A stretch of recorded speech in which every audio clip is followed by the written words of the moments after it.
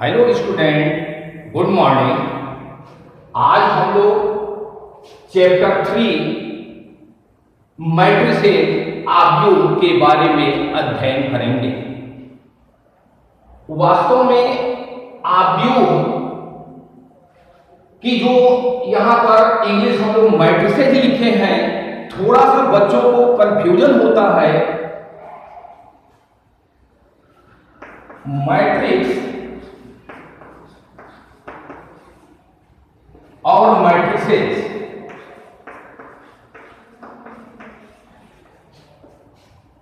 Matrix एक वचन singular होता है और मैट्रिसेस बहुवचन प्लूरल होता है। सबसे पहले आव्यूह का अध्ययन करने से पूर्व हमें कुछ पारिभाषिक शब्दों पर ध्यान देना होगा। जब तक पारिभाषिक शब्द हम नहीं जानते हैं तब तक हम कोई भी कार्य नहीं कर सकते।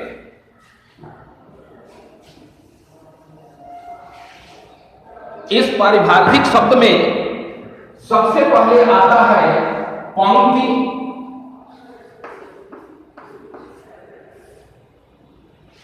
रो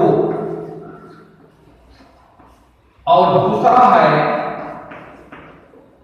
स्तंभ, कॉलम। वास्तव में पंक्ति और स्तंभ की अवधारणा हमें ज्यामिति से प्राप्त होती है। हम लोग क्षैतिज रेखा एवं ऊर्ध्वाधर रेखा के बारे में अध्ययन कर चुके हैं। सबसे पहले हम क्षैतिज रेखा को देखें।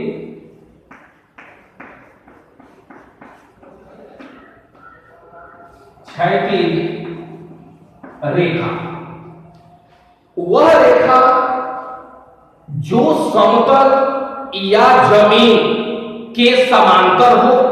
चूंकि जमीन के समांतर क्षितिज यानी आकाश होता है, इसलिए जमीन या समतल या आकाश के समांतर जो रेखा होती है उस रेखा को क्षैतिज रेखा कहते हैं। इस प्रकार इस जमीन के समांतर हम रेखा जो खींचते हैं तो इस ब्लैक बोर्ड पर जो स्थिति मिलती है यह रेखा हमारी क्षैतिज रेखा होती है। तो यह रेखा क्षैतिज रेखा कहलाती है। अब क्षैतिज रेखा के बाद ऊर्ध्वाधर रेखा।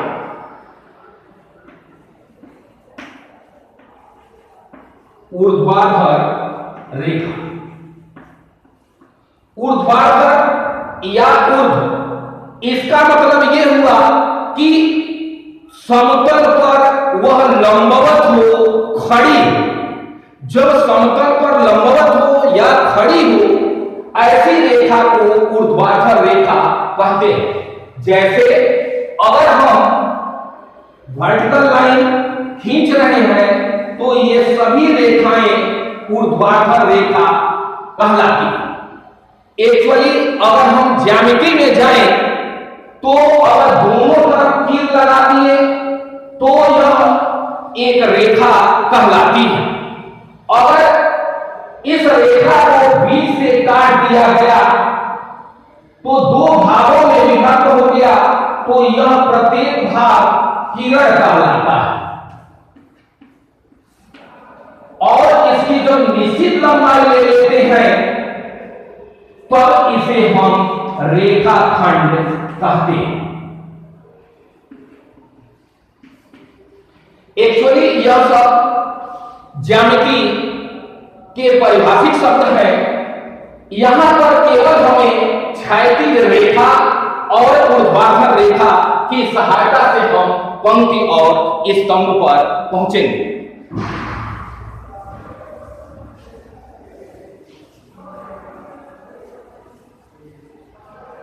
वास्तव में पंक्ति और क्षैतिज रेखा का संबंध क्या होता है, ऊर्ध्वाधर रेखा और स्तंभ का क्या संबंध होता है। सबसे पहले हम लोग पंक्ति के बारे में इसकी अवधारणा प्राप्त करेंगे। यदि एक विद्यार्थी मेरे सामने आया और बैठ गया तो वह मेरे सम्मुख बैठा है या कहा जाए कि आमने सामने बैठा। यहां तक तो सम्मुख और आमने सामने दोनों एक ही चीज है, लेकिन थोड़ी देर बाद एक दूसरा विद्यार्थी आ गया। अब विद्यार्थी आ गया, जब बैठने के लिए कहेंगे तो उसके पास दो विकल्प होता है। एक विकल्प है कि उसके दाएं बाएं बैठे यानी अगल बगल बैठे अथवा पीछे बैठे। यदि उसके दाएं बाएं या अगल बगल बैठ गया तो वह भी मेरे आमने सामने कहा जा सकता है, लेकिन अगर पीछे बैठ गया तो मेरे सम्मुख है लेकिन आमने सामने नहीं है। तो जब वह आमने सामने हो अर्थात एक बैठा था उसके बाईं ओर या दाईं ओर अगर वह बैठ गया, मान लिया कि उसके बाईं ओर बैठ गया, एक स्थिति थी कि उसके पीछे बैठ गया या उसके आगे बैठ गया। तीसरा स्टूडेंट आया, तीसरा स्टूडेंट अगर इनके दाएं बाएं बैठ गया या इनके आगे पीछे बैठ गया, ये संरचना अलग अलग प्रकार से हो रही है। ये तीनों विद्यार्थी हमारे सम्मुख भी हैं और आमने सामने भी, लेकिन इसमें आगे का जो विद्यार्थी है यह मेरे सामने तो बैठा है, ये आगे सामने है, लेकिन पीछे के विद्यार्थी जो बैठे हैं वे हमारे सम्मुख बैठे। और बात आती है कि ये जमीन पर बैठे हुए हैं और जमीन या समतल के समांतर जो रेखा लिए गए थे वह एक क्षैतिज रेखा। इस क्षैतिज रेखा पर इनको बैठाया गया है या व्यवस्थित किया गया है। तो व्यवस्थित जब कर देते हैं तो इसी रेखा को हम पंक्ति कहते हैं। और ये रेखा ऊर्ध्वाधर रेखा है, इस ऊर्ध्वाधर रेखा पर इनको व्यवस्थित किया गया है, इसलिए इस व्यवस्था को हम स्तंभ कहते हैं। सामान्य ढंग से पंक्ति को हम कह देते हैं कि जो क्षैतिज रेखा है वह पंक्ति होती है और जो ऊर्ध्वाधर रेखा है स्तंभ होती है।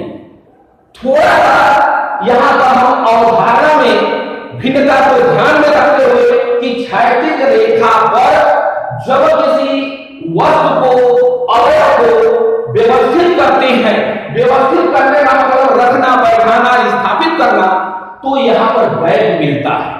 तो गैप मिलता है तो यह रेखा नहीं है, लेकिन इस रेखा पर स्थित है, इसलिए जब क्षैतिज रेखा पर स्थित है तो इस व्यवस्था को या इन अवयवों से जो बना है उसको पंक्ति कहते हैं। और जो ऊर्ध्वाधर स्तंभ देख रहे हैं ये ऊर्ध्वाधर रेखा पर व्यवस्थित किया गया है, इससे इसको स्तंभ कहते हैं।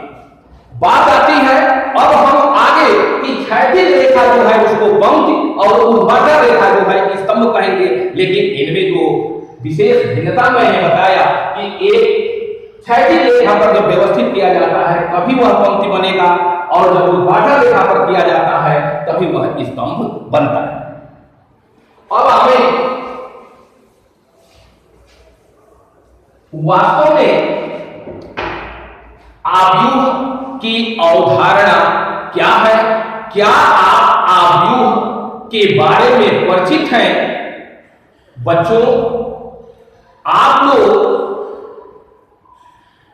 देखे तो है आव्यूह, लेकिन उसका नाम नहीं जानते हैं कि वास्तव में यह आव्यूह है या क्या है।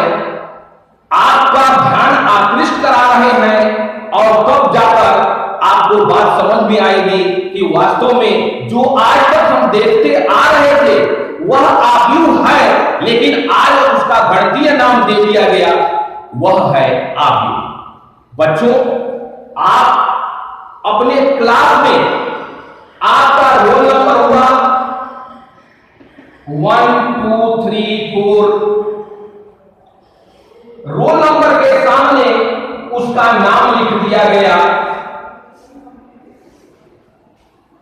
तीसरी लाइन जो बनती है उसमें पिता का नाम लिख दिया गया। नेक्स्ट माता का नाम लिख दिया गया। सारे विवरण भर दिए गए। इस प्रकार से हम देख रहे हैं रोल नंबर 1 के विद्यार्थी का नाम, उसकी प्रविष्टि की गई, पिता का नाम, माता का नाम, जन्म तिथि, विषय, जो कुछ भी है। जब आपका अग्रिम पंजीकरण होता है तो ये सारे डिटेल्स आप भरे थे। ये क्षैतिज है। इस व्यवस्था को हम लोगों ने पंक्ति या रोका। अब कितने हैं ये ऊर्ध्वाधर है, इसको हम स्तंभ कहते हैं। इस प्रकार से क्लास का अटेंडेंस रजिस्टर हो या एग्जामिनेशन में आपके प्रत्येक सब्जेक्ट के मार्क्स हो, आपका नाम हो गया, Hindi, English, physics, chemistry, bio, math, accountancy, banking, business organisation, total जो आपके 5 सब्जेक्ट हैं, आपके जो विषय है उसके अनुसार रख दिए गए। वह भी क्या है? एक आव्यूह की अवधारणा। दूसरी अवधारणा, जब आप थोक विक्रेता के पास जाते हैं तो थोक विक्रेता अपना स्टॉक लिखता है। स्टॉक में वस्तु का नाम,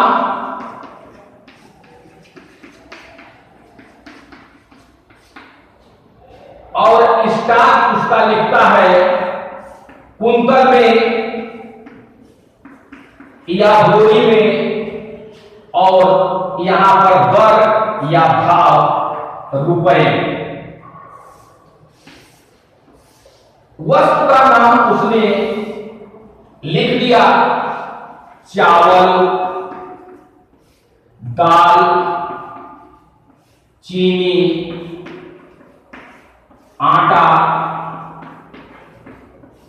चावल 30 क्विंटल, दाल 5 क्विंटल, चीनी 15 क्विंटल, आटा 20 क्विंटल। दर जो दिया है रुपए में, ये प्रति क्विंटल दिया है। ये उन्होंने क्विंटल या कुंतल दोनों।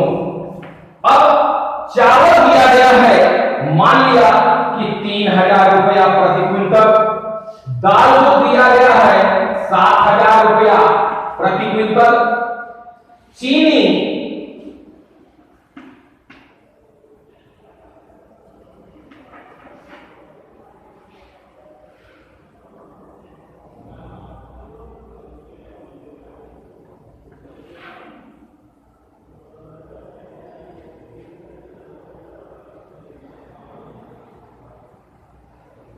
उसी रेट में हम चीनी का ले लिए, आटा का ले लिए, जो भी रेट रहेगा उन्होंने एंट्री करके अपना बोर्ड टांग देते। यही एंट्रीज गणित की भाषा में आव्यूह कहा जाता है। तो बच्चों, आप लोग ये सारे डाटा देखे थे लेकिन उसका गणितीय नाम नहीं जानते। तो आज से हम लोग आव्यूह के बारे में जो अध्ययन करेंगे, यह अध्ययन केवल इस चैप्टर के लिए नहीं है, ये गणित के साथ साथ अर्थशास्त्र में, वाणिज्य में, औद्योगिक के क्षेत्र में, चिकित्सा के क्षेत्र में, जहां चाहे वहां पर हम लोग प्रयोग कर सकते हैं। क्योंकि आजकल कंप्यूटर का जमाना है। जो भी कंप्यूटर में हम एक्सेल पर काम करते हैं, टेबल बनाते हैं, वह भी मैट्रिक्स का ही रोल होता है। इस प्रकार से आव्यूह विशेष रूप से कंप्यूटर में इसका ज्यादा योगदान होता है।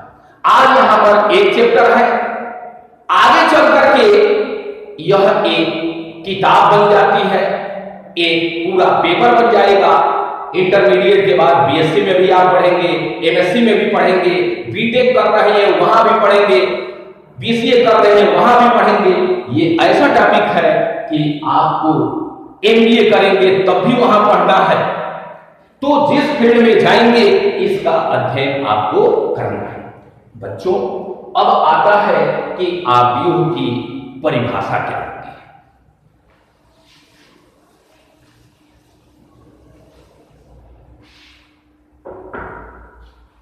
आव्यूह की परिभाषा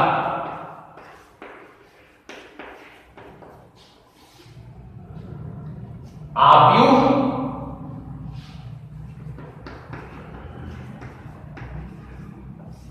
संख्याओं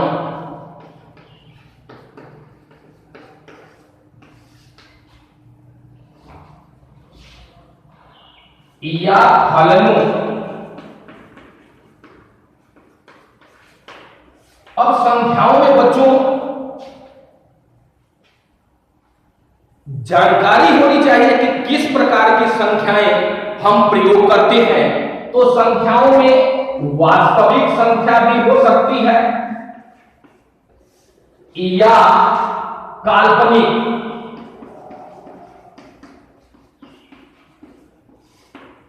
या फलनों का एक आयताकार क्रम विन्यास है। संख्याओं में वास्तविक या काल्पनिक फलन, क्लास 11th में फलन और फलन के प्रकार आप अध्ययन कर चुके हैं। वह अचर फलन भी हो सकता है, बहुपदीय फलन भी हो सकता है, लघुगणकीय फलन भी हो सकता है, त्रिकोणमितीय भी फलन हो सकता है, प्रतिलोम त्रिकोणमितीय भी फलन हो सकता है। जो भी आप फलन पढ़े हैं आवश्यकता अनुसार कुछ भी हो सकता है। यहां बच्चों साहित्य के हिसाब से और गणित के हिसाब से या का अंतर हम आपको स्पष्ट करते। यहां पर या का मतलब वास्तविक भी हो सकता है कि केवल वास्तविक हो, केवल काल्पनिक हो, या वास्तविक और काल्पनिक दोनों। संख्याओं या फलन, यही स्थिति यहां भी आती है। या तो संख्या होगा या फलन होगा या संख्या और फलन दोनों होगा। ये मॉडर्न अलजेब्रा सेट थ्योरी में आप पढ़ चुके हैं कि या का अंतर क्या होता है। वहां पर आप x belongs to A union B implied and implied by x such that x belongs to A और x belongs to B। अगर बच्चों मॉडर्न अलजेब्रा पर बात करें तो यह यूनियन जो है, यूनियन का जब प्रयोग करते हैं तो आर आता है। ये सारे टॉपिक हम लोग जब आर का एंड का यूज प्रोबेबिलिटी में करेंगे। इसीलिए इसको साहित्य के हिसाब से या का मतलब ये नहीं कि या तो ये होगा या तो ये होगा, नहीं। गणित के अनुसार ये भी हो सकता है या ये भी हो सकता है या दोनों हो सकता है। बच्चों, अब आयताकार क्रम विन्यास है। आयताकार क्रम विन्यास का अर्थ क्या होता है? जैसे मान लिया कि आपके पास 15 कोई संख्याएं दी गई हैं या 15 विद्यार्थी दिए गए, तो हम 20 पर लेकर के डाटा तैयार कर रहे हैं। अगर हमारे पास 20 अलग अलग संख्याएं दी गई हैं या फलन हो, वास्तविक हो या काल्पनिक, इसको हम व्यवस्थित करेंगे। किस प्रकार से व्यवस्थित करेंगे? 1 गुणे 20 बराबर 20, 2 गुणे 10 बराबर 20, 4 गुणे 5 बराबर 20। 1 गुणे 20 को हम 20 गुणे 1 भी लिख सकते हैं। 2 गुणे 10 को 10 गुणे 2 भी लिख सकते हैं। 4 गुणे 5 को 5 गुणे 4 भी लिख सकते हैं। जब आयताकार क्रम विन्यास लेंगे तो इसको कैसे हम निरूपित करते हैं, इसके लिए हम बड़े कोष्ठक में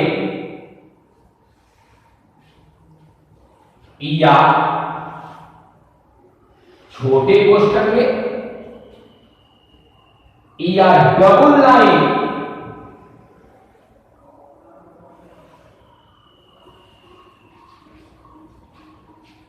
तीन प्रकार से आव्यूह को हम निरूपित करते हैं। पहला, दूसरा, तीसरा। इसमें पहला सबसे सुविधाजनक होता है, इसलिए हम इसी का प्रयोग करते हैं। अब इसमें प्रश्न ये उठता है, पहला जो लिखते हैं ये हमें पंक्ति को और दूसरा स्तंभ को निरूपित करता है। जैसे मान लिया छोटी इकाई लेकर के हम 3, 4, 5, 8, 10, 12 जो क्षैतिज रेखा को हम लोग पंक्ति कहे थे, ये आपकी पहली पंक्ति, ये आपकी दूसरी पंक्ति। फर्स्ट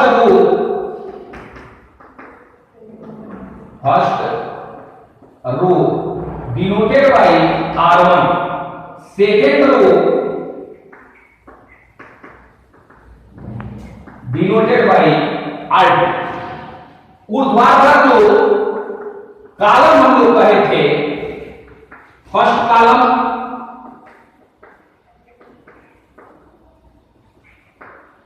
इसे हम C1, second column C2, third column C3। इस प्रकार से इसमें 2 पंक्तियां और 3 स्तंभ हैं। इस प्रकार से आगे हम लोग अभी अध्ययन करेंगे कि इस आव्यूह का कोट या क्रम क्या होगा।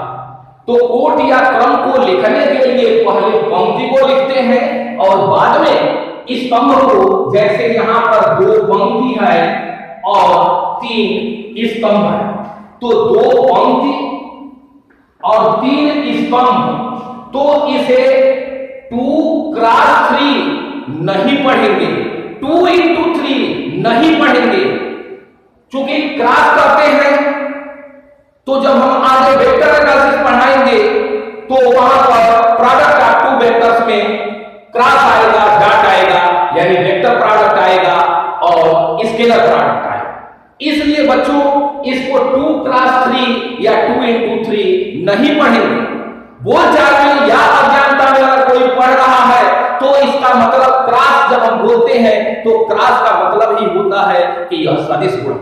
यहां पर सदिश गुणन नहीं, इसका आर्डर लिखा जा रहा है, इसलिए इसको 2/3 पढ़ेंगे। अब इस प्रकार से आव्यूह जो भी संख्याएं दी गई होंगी, फलन का एक आयताकार, क्योंकि आयत की विशेषता होती है कि लंबाई और चौड़ाई दोनों होगा। अगर उसकी विशेष स्थिति लंबाई और चौड़ाई बराबर हो गई तो वर्ग होगा। ये हम लोग आगे अध्ययन करेंगे। आइए निरूपण कैसे करते हैं इस पर हम लोग विचार करें।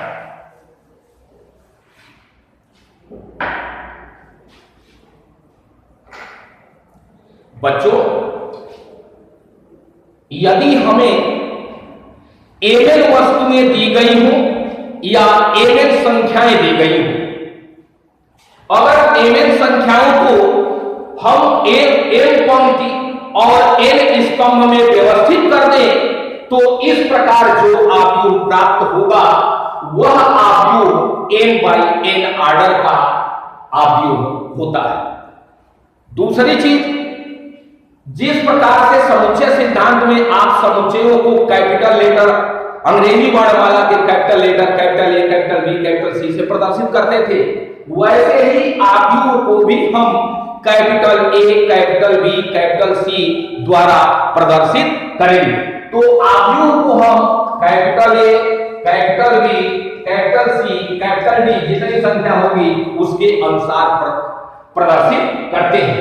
साथ ही इनके अवयवों को उसी वर्णमाला के स्मॉल लेटर द्वारा निरूपित किया जाता है, जिसमें डबल सुफिक्स या द्वि अनुलग्न लगा होता है। जैसे मान लिया कि आव्यूह ए दिया गया है, यह विधि व्यापक रूप में जानना बहुत जरूरी है, क्योंकि संख्यात्मक मान देकर के हम आगे की पढ़ाई नहीं कर सकते हैं। इसलिए व्यापक रूप में इसको कैसे प्रदर्शित किया जाता है यह ज्ञान होना आवश्यक है। कैपिटल ए लिए है, इसका अर्थ हुआ कि इसका अवयव जो होगा स्मॉल ए होगा। अगर हम बी लिए हैं तो इसका अवयव स्मॉल बी होगा। बात यही समाप्त नहीं होती। बताए थे कि आयताकार आयत में होना चाहिए और प्रदर्शित करने के लिए आपने देखा कि बड़ा कोष्ठक होना चाहिए। तो यहां पर हम ब्रैकेट का प्रयोग कर दिए। जैसे आप समांतर श्रेणी, गुणोत्तर श्रेणी, हरात्मक श्रेणी पढ़े और द्विपद प्रमेय में व्यापक पद tn बराबर लिखते थे, वैसे ही इसका व्यापक अवयव लिखेंगे तो ए आई जे, इसका मतलब हुआ m बाई n। आई इस आव्यूह की आयवी पंक्ति और उसी आव्यूह का जेवर स्तंभ जहां पर मिलेगा वह अवयव ए आई जे कहलाता है। अब प्रश्न ये उठता है कि आई का मान कितना होना चाहिए, जे का मान कितना होना चाहिए। अगर यहां पर बी लेते तो यहां पर बी आई जे लिखते और यहां पर जो भी आया हो जनरली हम m by n p by 2 ये प्रश्न पर निर्भर करता है।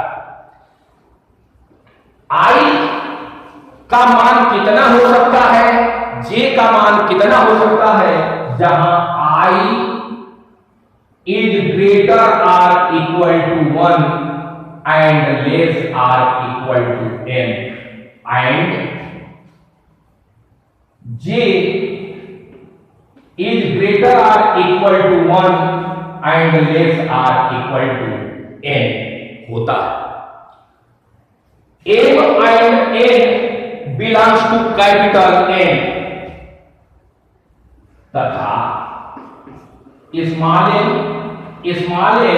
belongs to capital N। Capital N का मतलब नेचुरल नंबर यानी 1 2 3 4 5 6 कुछ भी हो सकता है, 0 -1 -2 होल नंबर या इंटीजर नहीं होता है। इसीलिए यहां पर क्लियर किया गया है कि m belongs to natural number.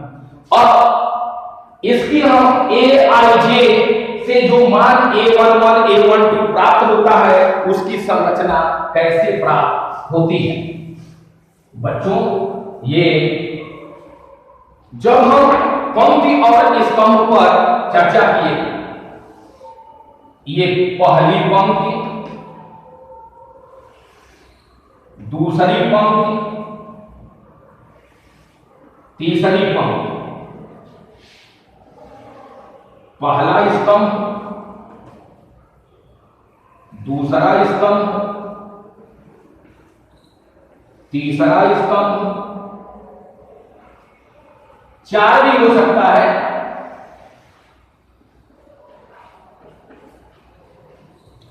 यह व्यवस्था पर निर्भर करता है। देख रहे हैं कि पहली पंक्ति को, चूंकि पहले आई जे या m बाई n में m या i रो को प्रदर्शित करता है, तो पहली पंक्ति को कौन कौन काट रहा है? पहला स्तंभ, दूसरा स्तंभ, तीसरा और चौथा। इस प्रकार से इस कटान बिंदु को, प्रतिच्छेद बिंदु को A11, पहली पंक्ति को पहला स्तंभ काटा, इसलिए इसे A11 कहा गया। पहली पंक्ति को दूसरा स्तंभ काटा तो यहां पर A12। इसी प्रकार A13, A14। इसको 11, 12, 13, 14 पढ़ना गलत होता है। A11, A12, A13, A14 ये डबल सुफिक्स है। बाईं ओर का जो पहला अंक है वह पंक्तियों की संख्या को कि किस पंक्ति में है, तो यहां देख रहे हैं कि पहली पंक्ति और दूसरा अवयव जो है वो स्तंभ का, पहली पंक्ति और पहले स्तंभ के अवयव को A11 कहते हैं। पहली पंक्ति और दूसरे स्तंभ के अवयव को A12 कहते हैं। इसी प्रकार A13, A14। यहां हमें दूसरी पंक्ति को पहला स्तंभ काटा है तो इस कटान बिंदु को A21, A22, A23, A24। इसी प्रकार A31, A32, A33, A34। ऐसे देखने में ये क्षैतिज और ऊर्ध्वाधर रेखा, जब इसे हम बड़े कोष्ठक में रख दिए, ये आयताकार व्यवस्था हो गया। इसकी लंबाई और चौड़ाई अगर मान लिया जाए तो 1, 2, 3, तो यहां से यहां तक अगर देखा जाए तो ये 3 मात्रक, 1, 2, यहां पर ये 2 मात्रक हो गया। इस प्रकार से यह जो आयत बन गया, 3 और 2 देखने में ये आयत हो गया, लेकिन इसमें रो कितने हैं? 1, 2, 3। तो पहले हम रो को लिख दिए, कॉलम 1, 2, 3, 4। तो इस प्रकार से इस आव्यूह का क्रम 3/4 होता है। और ये A11, A12, A13, A14 ये जो लिखा जाता है ये बना है, इसीलिए आपको क्षैतिज रेखा और पंक्ति में हम भिन्नता बताएंगे। अब व्यापक रूप में कैसे हम प्रदर्शित इसे ML का अगर होगा तो ML की स्थिति में कैसे हम व्यक्त करेंगे।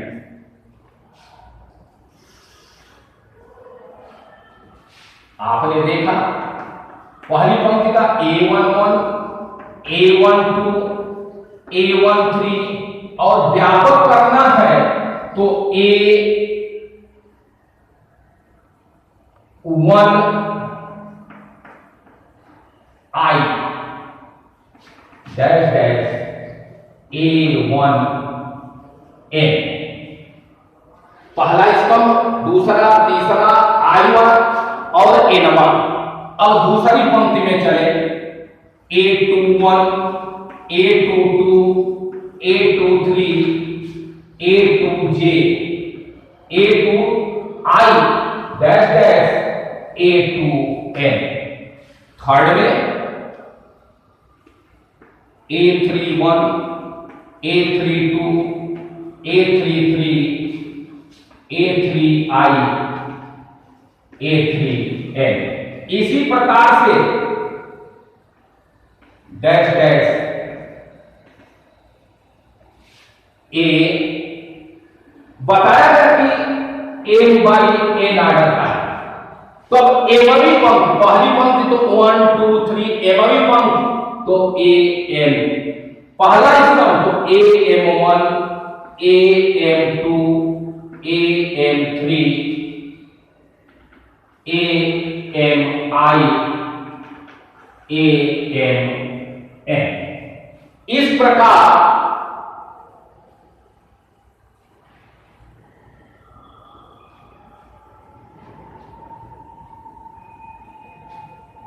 आईवी पंक्ति पहली, दूसरी, तीसरी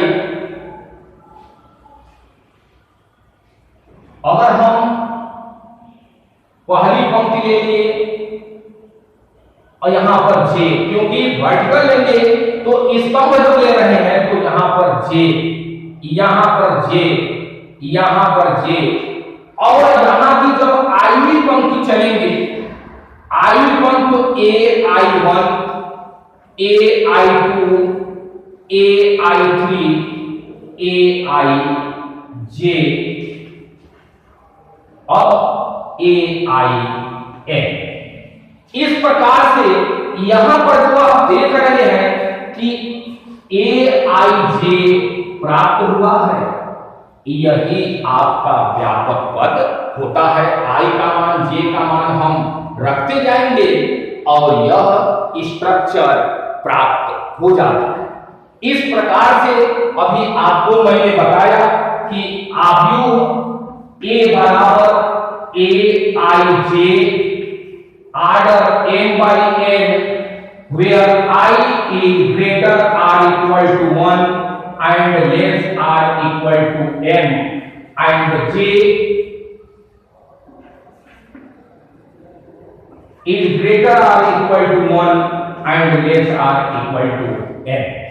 इसमें m पंक्तियों की संख्या n स्तंभों की संख्या को प्रदर्शित करता है। बच्चों, इस प्रकार देखा गया कि पंक्तियों की संख्या, स्तंभों की संख्या अलग अलग हो सकती है। इस आधार पर हम आव्यूह को बांटा गया है, यानी आव्यूह के प्रकार।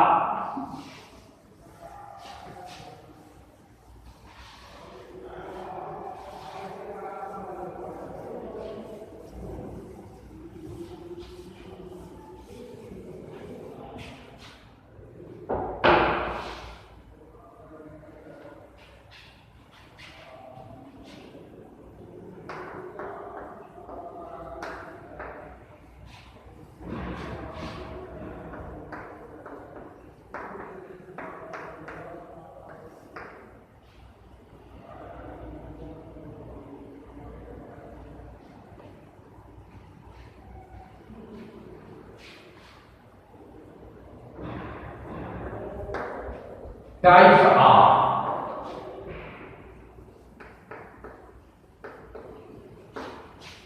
matrices।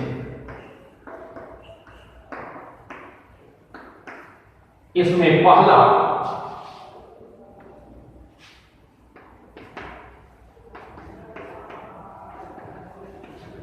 स्तंभ आव्यूह,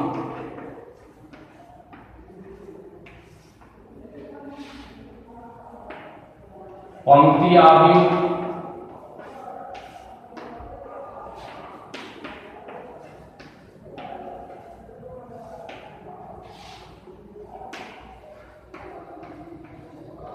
वर्ण आव्यूह,